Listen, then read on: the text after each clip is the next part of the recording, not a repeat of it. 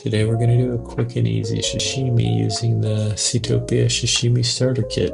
Just wanted to highlight the importance of proper defrosting. Utilizing this paper towel method to wick moisture while the fish defrosts effectively changes the water to fat ratio. Once defrosted, we'll get into trimming the fillet. Every detail here matters. This prep step ensures uniform presentation and mouthfeel. While every part is edible, we'll repurpose the trim for a tartare or spicy yellowtail hand roll. Slice with intention.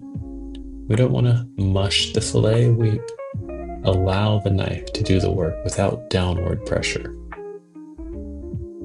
Paired with a chef-curated selection of artisanal sashimi condiments, the Seatopia Sashimi Starter Kit make this simple, elegant, gourmet sashimi quick and easy to execute.